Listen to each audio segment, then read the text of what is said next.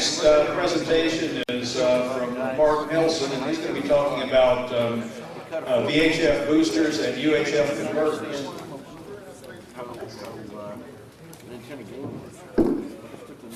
So I've been a collector of stuff most of my life, and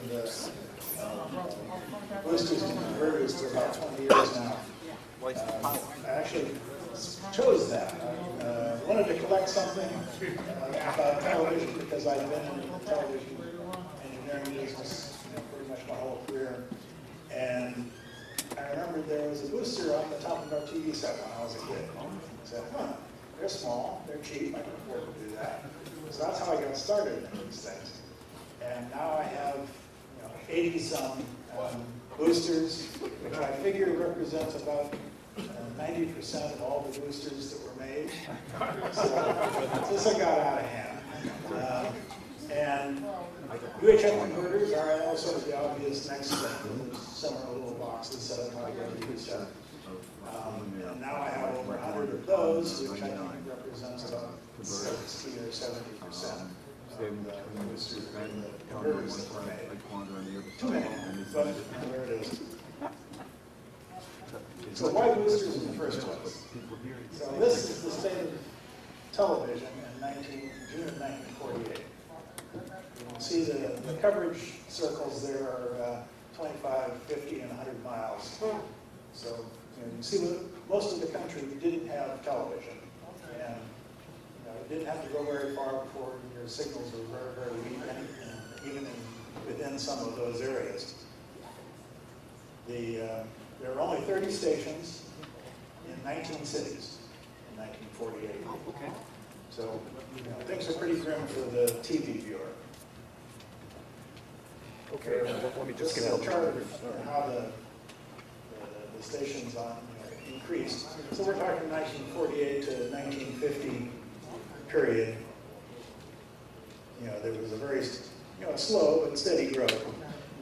The problem was that there was already a lot of co-channel and adjacent channel interference in the cities where the broadcasting was going on. And so the FCC said, all right, stop. In 1948, they adopted the freeze, capital letters, freeze, where no new TV applications were accepted. They allowed the number that were already in the pipeline to continue, which is why the slow growth there from 48 to about 51, we get to 100 stations. Still not very good coverage.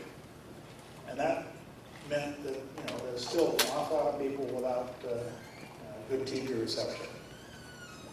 And at the same time, the number of TV sets was growing rapidly.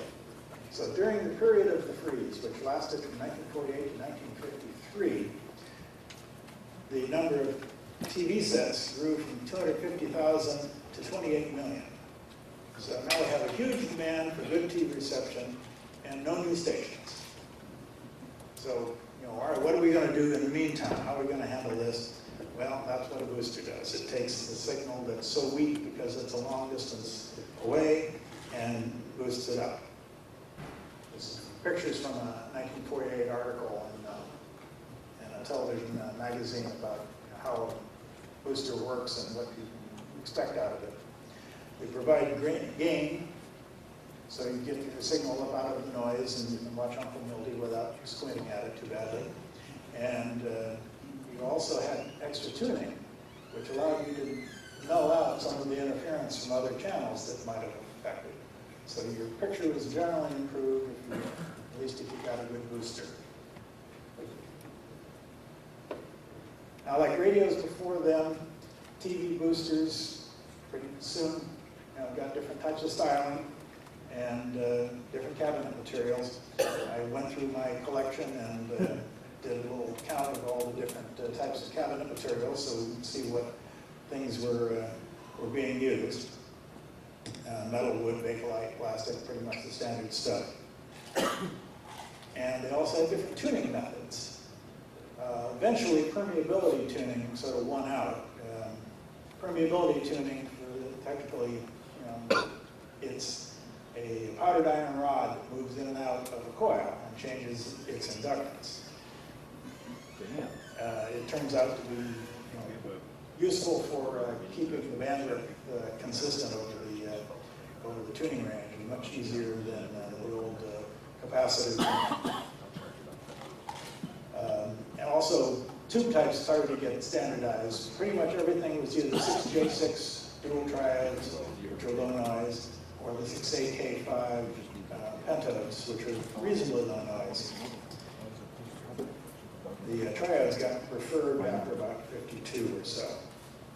So these are samples of some of the earliest TV boosters. These all have channel 1, and they show the variety that's available even for the various earliest channels, earliest users. Hams may recognize this as a preamplifier called the Q-Fiber or an R9er. It was designed as a ham radio preamp in 1947 as a plug-in coil for each frequency range. And they quickly figured out, oh, TV channels. So they provided plug-in coil sets for TV channels. The tuning is with two capacitors, one on either end of the lower front panel there. So that meant it was not exactly convenient, but you could really tune it fine. So you could do pretty well. Single 6AK5 tube in there. The fact that it's pretty industrial styling, and its connectors were coax connectors for ham radio purposes that matched television sets, terminals, and it didn't come with a power supply. Not exactly consumer friendly, pretty much for the techie type TV viewer.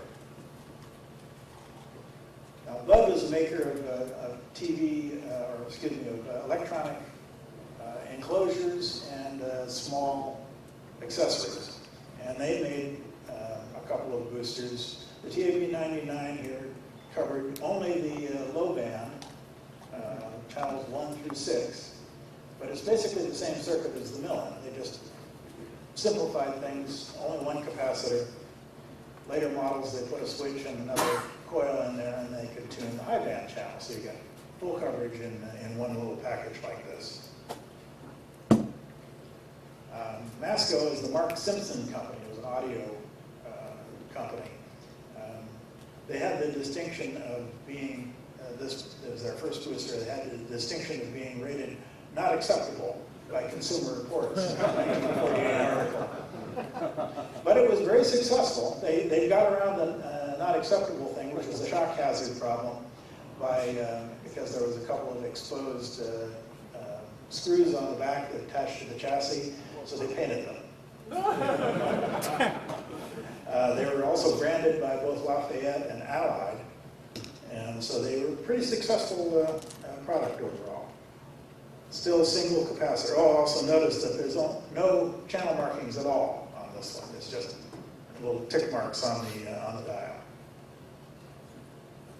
Anchor Radio Company. I think this company was run by engineers because they published both bandwidth and gain curves for all of their products in their ads, and they defended their design choices in brochures.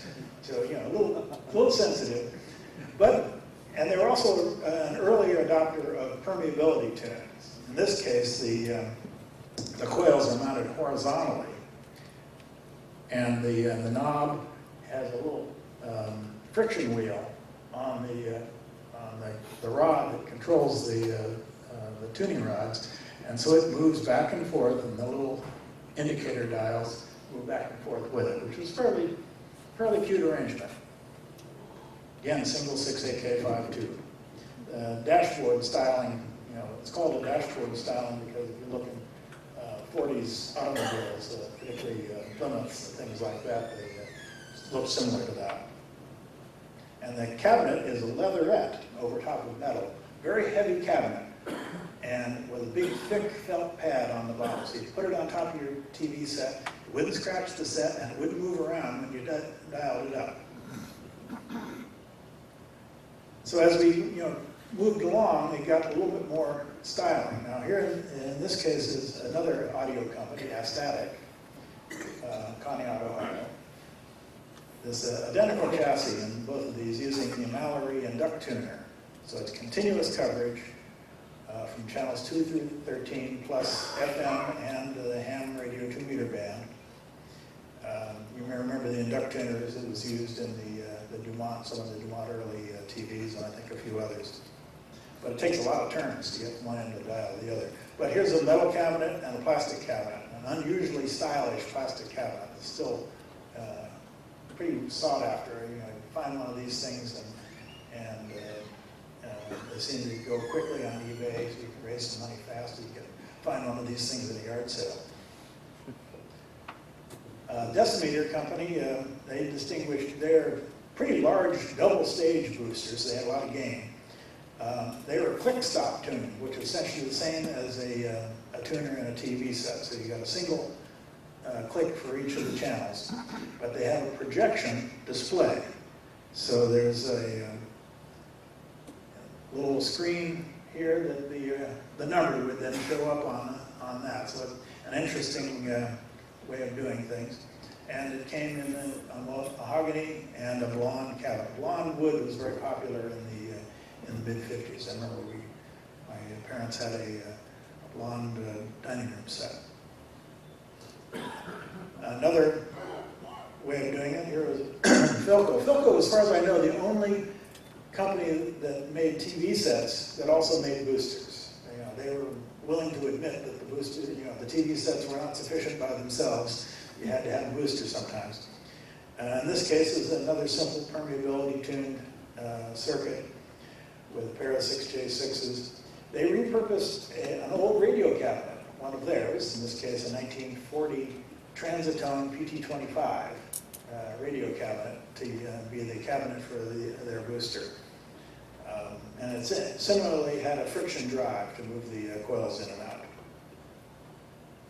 Then we really get fancy here with the Bogan, another audio company that got into video, where they have a metal cabinet for the model BB1 up here, a wood cabinet for the model BB2, and a plastic cabinet for the model BB1A.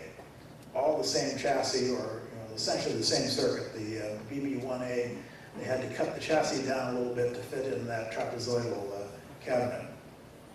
They also went on to make a UHF converter a little later on. And this is by no means the whole range of colors and styles available from Bogan. They changed colors, they changed knobs, they changed the silkscreen stuff on the front. So there's quite a lot of variation over a relatively few years that they were in production. Now, another approach is some people want simplicity and some people want control when you've got a booster. So the Astatic AT1 there on the one side, they're both slant front. The Astatic is larger. It's a 2-stage booster, again, lots of gain. 2 separate capacitor controls for each of the stages, a gain control, and a band switch. This was a really popular unit. They made this unit and sold it from 1949 to 1954. As far as I can tell, it's the longest run of any signal booster. It was far outclassed by other things in many ways, but they just kept selling. The Alliance AB series, very simple, single stage, permeability tune, everything on one shaft. So you rotate it one way, it moves the coils in and out, and it switches to the appropriate band. So as you came through the center, you actually turned it off. That was the off position. You continue to rotate it around, and it would switch to the other band, and the coils would, for that side, would be brought into play. So they did everything in one simple knob. And they used the company made antenna rotators, and they used the same cabinet for that. This was another inductively tuned one, and it was a really pretty elegant thing inside. It's a pair of rotating coils run by a gear train, rather interesting, elaborate gear train, with a follower that would change the input and output tuning. They're silver-plated coils. They didn't solve, however, the problem that the induct tuner apparently did, because you notice how channel 7 to 13 occupies about 15% of the total range compared to channel 2 through 6. They never really got that worked out in over several different models, but they were still pretty successful. I noticed that in advertising, I've been collecting advertising for all these things so I could figure out what things were made when. The ads indicate that in 1952 or 53, McMurdo Silver apparently bought Sonic because the ad names changed and the model numbers stayed the same. So, but prior to that, this was McMurdo Silver's booster, which is pretty elegant. Again, a click-stop tuning. This is unusual in that it has a bandwidth control. There aren't very many boosters that have a bandwidth control. They may have had other kinds of tuning, but so this one's a little bit different. Because it has click-stop tuning, it was more expensive in production because you meant you had to align all of those coils to get them in the band after you installed them on the multi-position switch.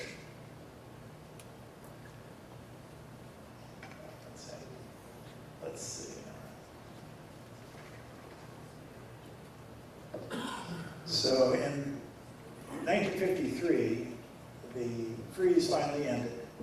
So you can see the big jump in after 1953. 100 more stations came on the air in a year. And at the same time, over 100 stations that were UHF were added. So they, suddenly there was a huge increase in the number of stations on the air. Many more people now had television coverage that was relatively close to them, which meant the decline of boosters because signals were strong enough that most people now had decent reception where they didn't before. So, but at the same time, UHF stations, no TV set tuning UHF up to this point. So UHF converters started coming in. During the freeze, some manufacturers had sort of anticipated that there would be a need for boosters or for converters because they figured television was going to go to UHF. Units have any channel numbers and only frequencies. They weren't sure about what the channel alignment was going to be, so they just did the frequencies. General Electric is much more development time, I think, than the Dumont because they announced that they were doing this in 1951, well in advance. And it's inside, it looks like a proper, fully engineered unit. However, I don't think that either of these things ever saw any volume production. Because of the way that FCC did things when they announced the end of the freeze and they increased the number of broadcasting stations in general, they had some towns, some communities that were UHF only. Youngstown, Ohio, for example, is a UHF only market. And so most of those places had already been watching television on fringes, from, in case of Youngstown, it would be Cleveland or Pittsburgh. So there was a market for both a booster and a converter, allow you to get reception in both in one rather nice little cabinet. The static one is interesting. It's a two-stage booster, so it's a pretty powerful booster. And they use the booster portion as the output amplifier for the converter portion. So your set had a good signal from either output. Everybody almost, I'm pretty sure, recognizes this, the good old Mallory TV 101. This was considered the classic UHF converter. They made this for a number of years. It's very successful. At least 10 other companies rebranded this, and it was, you still commonly find this on eBay. People want too much money for it, but it's still pretty, it's a pretty nice looking unit. Blonder Tongue, company that's still around, very prolific maker of UHF converters. This particular series, the VTU2 series, they made this from 1952 to 1962, which is a pretty good long run. That was just in the tube type stuff. Then they switched over to transistors and rejiggered the cases and so forth, and continued on. They made, I think, perhaps 24 different models over a 25-year period of UHF converters. Very, very productive operation. I spoke to Ben Tun once. I was hoping to get production numbers, but he didn't have that. He sent me a lot of literature, but didn't have any production. I have no idea how many any of these boosters made, because that wasn't something that was regularly published. The Regency RC600, this is actually, I think, their second converter. This was designed, it's a very large one, nice looking. And it was designed about the same time that they designed the TR1 transistor radio, same company. Same circuit, pretty much as the Mallory 101, but they had a much more complicated tuning arrangement. So it tended to be expensive, $49.95. Considering a TV set cost between $150, $250 at the time, it's, they were pushing it. Another transitional device is they went to more transistors. The Gerald has both a tube and a transistor. It has a new Vistor 6DV4 and a transistor for the output amplifier. And then sort of go the other direction. I really like this one. This is a Johnson 158, minimal. The close-up picture there on the side, that's the entirety of the circuit. That's everything. It runs directly off the AC line through a single rectifier diode and a great big dropping resistor. The tuning is a rotary switch. It's a modified rotary switch. They've removed all the detents and all the switch contacts except for the wiper. And the length of the little wiper piece in the center is the UHF tuning. It happens to be the right length with the input capacity of the transistor to tune several hundred megahertz. Everything is wired in the air. There's no no attempt to be careful about it. There's no input or output tuning. It works. It must have been incredibly cheap. I applaud them for the cheapness and the cleverness of it. But I don't think it would have been the choice in weak signal areas. And this is another favorite of mine, the Mallory, or the Channel Master 4003 convert tuner. Here's everything in one package. It's got a UHF converter, a UHF bow tie, VHF rabbit ears, and a little phasing switch down below, so you can improve your reception even on VHF. Everything in one package. And that's just too cheap, I'm sorry. UHF converter was in 1976. Here's a picture I'll close with a picture. This is my collection several years ago in the building that I built in the backyard to hold the collection. So you can see how far gone I am. This is about 60%, I think, of the collection. It's a lot more crowded in there now. So if you want to see all the items in my collection, I've got my website address on there. It's too much, but it's been a lot of fun. Thank you.